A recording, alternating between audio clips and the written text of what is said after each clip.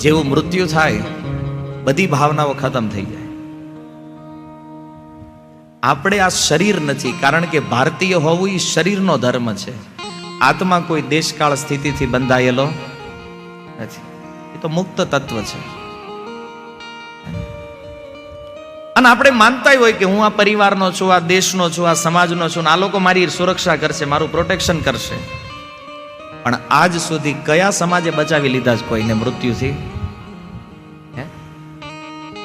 અને આ સમાજ એક એવી, અને કયો શબ્દ દેવો એ મગજમાં નથી આવતું. આ એક એવી બીમારી છે આ સમાજ.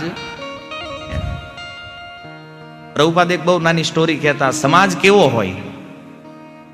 એકવાર એક પુત્ર અને એક પિતા બે ઊંટ લઈને નીકળ્યા.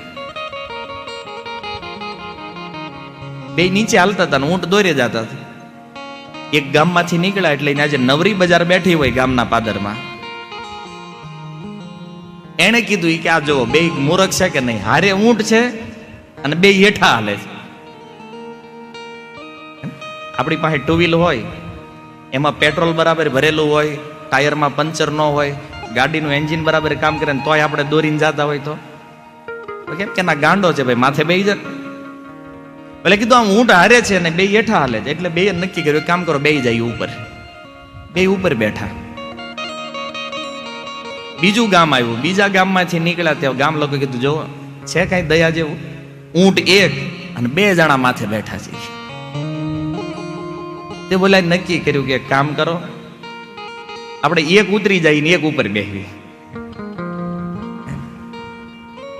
દીકરો નીચે, બાપા ઉપર બેઠા. ત્રીજા ગામમાંથી નીકળ્યા એટલે ગામ લોકોએ કીધું આ છોકરામાં જો કઈ અક્કલ છે? અને ઓલા બુઢાને જ ભાન હોવી જોઈએ ને, આને જ નથી કે નાનો છે. બુઢો છે એ ઉપર બેઠો છે ને આવા કુમળા છોકરાને હેઠે હાકે છે. ઓલા પોઝિશન ફેરવી નાખી, છોકરો ઉપર બેઠો અને બુઢો નીચે હાલે છે. ચોથા ગામમાં નીકળ્યા ને તે ન્યા શું કે એને છે આને કઈ દયા? આ બાળકોની એક દયા શું છે કે માતા પિતાની સેવા કરે, બાપાની હેઠો હાકે ને પોતે ઉપર બેઠો છે. પછી ઓલા બે નક્કી કર્યું કે હવે છે ને આપણે જેમ કરવું એ કરવાનું છે.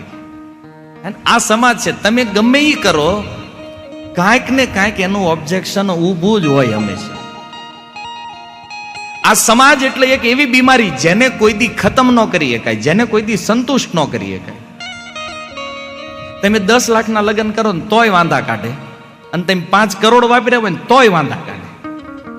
છેલ્લે તો એમ કહી દે બધું સારું હતું, છાશ નહોતી પણ ઘરે જઈને પી લે ને, તું પીવડાઈ લે તો બીજાને. જે મળી રહ્યું છે એનો આનંદ નહીં. ઓલા બિચારા 500 રૂપિયાની ડીશ આપી હોય તો એની મજા નહીં લે કે હારું ભાઈ જે આપણે નથી ખાઈએ તો એને ખવડાવ્યું છે, પણ ઓલો કે ના આ નહોતું બરાબર. હવે એને તમે પંજાબી ચાઇનીઝ ખવડાવો તો એમ કે ગુજરાતી ખાવાનું નહોતું, અને ગુજરાતી આપો ને તો કે હારો કંજૂસ લાગે છે. આ સમાજને ક્યાં પકડવો ગયો તમે?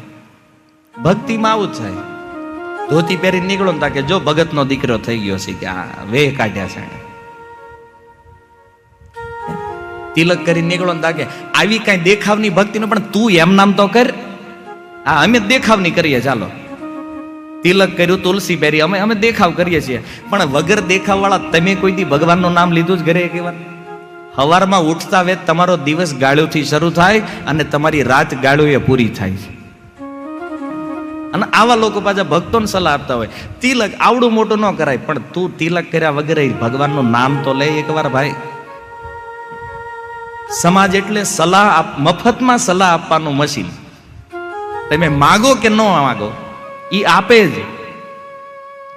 અને જેને ભક્તિ કરવી હોય ને એને સમાજને ભૂલી જવાનું છે, એને વ્યવહારને ભૂલી જવો પડે છે. સમાજને વ્યવહારના ચક્કરમાં જે પડેલા છે ને, આ કોઈ દી ભજન ન કરીએ, ભક્તિ નહીં કરી શકે. કારણ ઘણી વાર આપણને આવીને કહેતા હોય તમારે કુટુંબ છે, પરિવાર છે, કેમ થાય? અમારી ચિંતા કરીમાં તું તારી કર, અમારું કેમ થાય તો ભગવાન જોઈ લે કેમ થાય, પણ તારું શું થાય એ જોવાની જરૂર છે. એ લોકો નાના કાંઈક તો કરવું જ પડે ને. શું કામ? કર્મીઓના મનમાં એવો વિચાર છે કે પૈસા વગર આ દુનિયામાં કાંઈ થતું જ નથી. અને તો આટલા બધા રૂપિયા દુનિયામાં તમે શું કરી લીધું?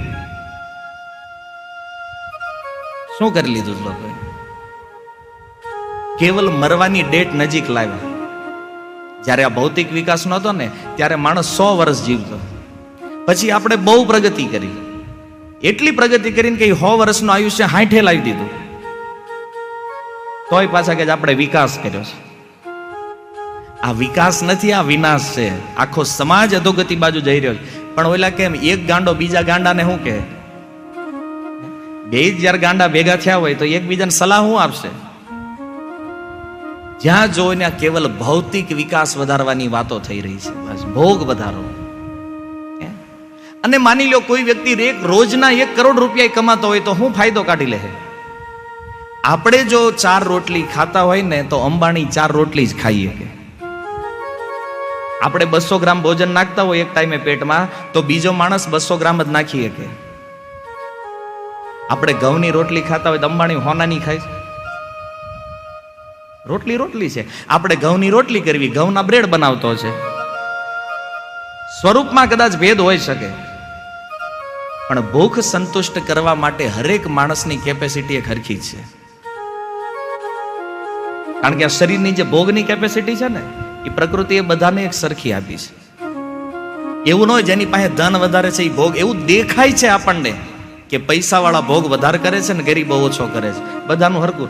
પૈસા વાળા 3 ટાઈમ જમે, ગરીબો નથી જમતા. એ 3 ટાઈમ જ જમે છે.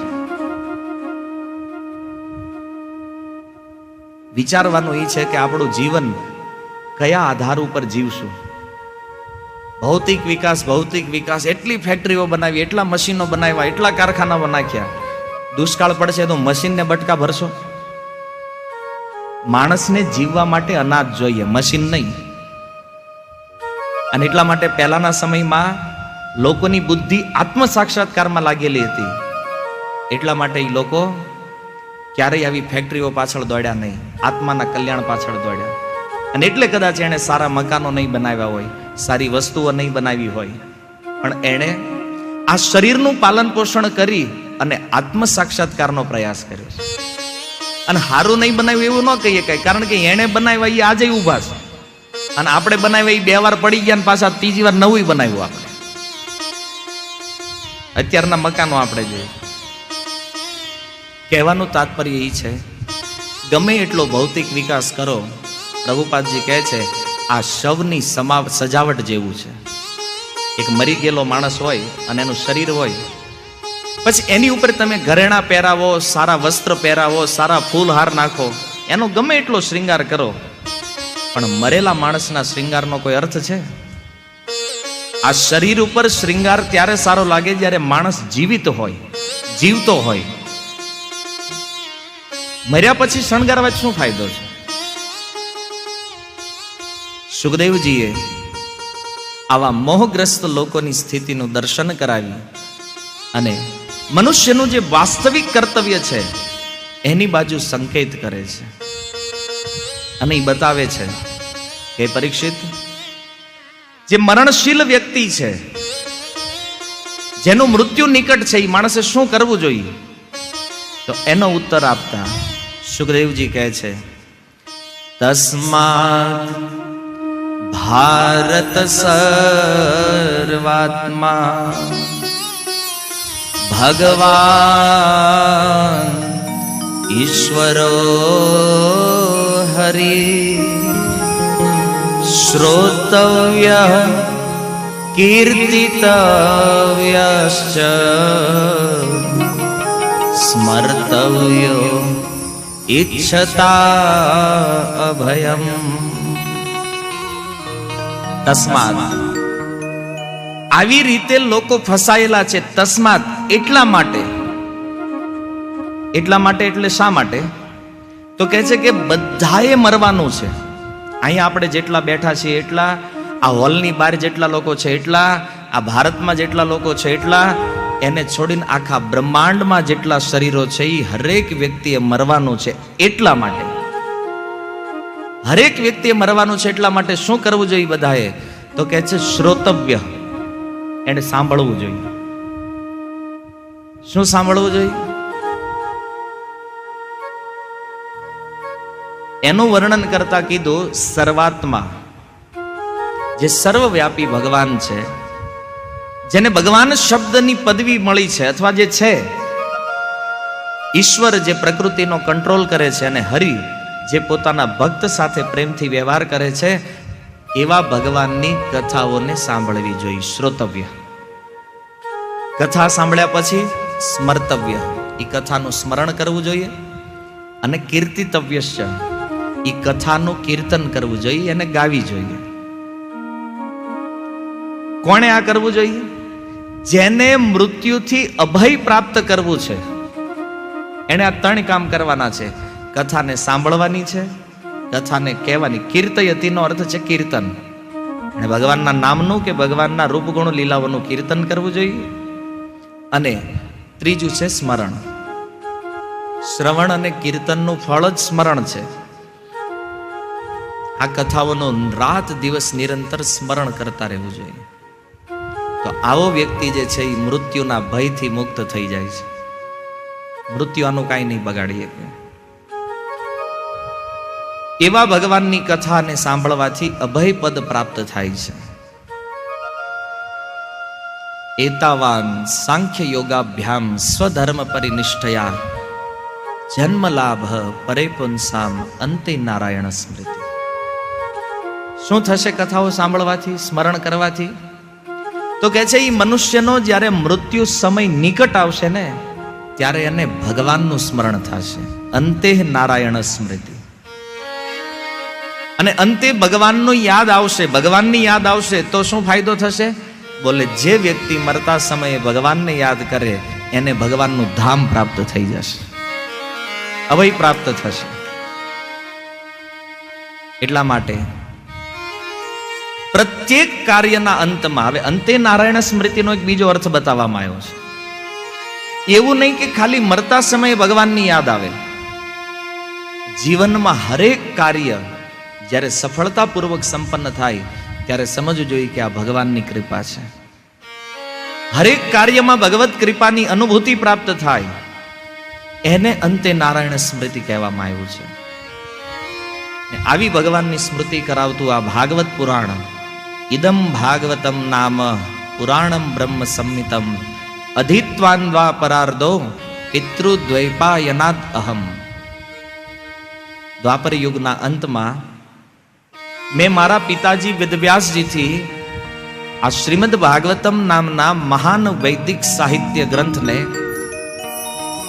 અધ્યયન કર્યો. જે ગ્રંથ સમસ્ત વેદોના સાર સ્વરૂપ છે, વેદ તુલ્ય છે. અને હકીકત એ છે કે વિચાર કરો કે સુખદેવ જેવા વ્યક્તિ જો ભાગવતને વાંચી લે ડાયરેક્ટ, કારણ કે રચના તો થઈ ગઈ હતી પુસ્તકના રૂપમાં એના જન્મ પહેલા, તો એ ભાગવત વાંચીને સુખદેવજી નો સમજી શકે સુખજી? અહીંયા વિચાર એ છે કે ભાગવતમ જે છે ને ઘરે બેહી અને વાંચવાનો કે શીખવાનો ગ્રંથ નથી. ઘરે બેહીને તો આને શીખી જ ન કઈ. જેમ કોઈને ડોક્ટર બનવું હોય તો ડોક્ટર બનવા માટે બધી બુક્સ જે છે ને એ સ્ટોરમાં મળે. તમે બુક સ્ટોરમાંથી ડોક્ટર બનવાની બધી બુક લઈ આવો અને ઘરે વાંચવા બેસી જાવ તો તમે ડોક્ટર બનશો? નહીં બની શકાય. કોલેજમાં જવું પડે છે, ભણવું પડે છે, એક્ઝામ આપી અને પાસ થવું પડે છે.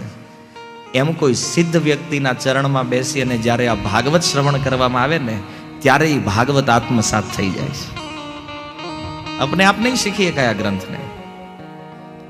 સુખદેવજી કહે છે કે મારી નિર્ગુણ નિરાકાર બ્રહ્મની અંદર મારી પૂર્ણ નિષ્ઠા હતી. સુખદેવજી પ્યોર નિરાકારવાદી વ્યક્તિત્વ. જન્મ વેદવ્યાસજીને થયા પછી અને પોતે કબૂલ કરે છે મારી પૂર્ણ નિર્ગુણ સ્વરૂપ પરમાત્માની અંદર રુચિ, છતાં ભગવાનની જે લીલાઓ છે એવી દિવ્ય લીલાઓ છે કે જેણે મને આકર્ષિત કરી લીધો પોતાની બાજુ. ભાગવતના કેવલ 2 શ્લોકોથી મારું એવું આકર્ષણ થયું ભગવાન લીલાઓમાં કે મેં આવી અને મારા પિતાજી વેદવ્યાસજીથી આ આખા ગ્રંથનું અધ્યયન કર્યું. અને એટલા માટે હું તમને એ કથા સંભળાવીશ જેનું અધ્યયન મેં મારા પિતાજીથી કર્યું છે. તમે શ્રદ્ધાથી સાંભળો. અને શ્રદ્ધાથી જે ભાગવત સાંભળે ને એને લાભ થાય જ. શૌનકજીને થયો, ધુંધુકારીને થયો, પરીક્ષિત મહારાજને થશે. જે શ્રદ્ધાથી સાંભળે એની ચિત્તવૃત્તિ ભગવાનમાં પરોવાઈ જાય છે. અને જેનું ચિત્ત ભગવાનમાં લાગી ગયું ને એને તો ભગવાન નિશ્ચિત પ્રાપ્ત થઈ જશે.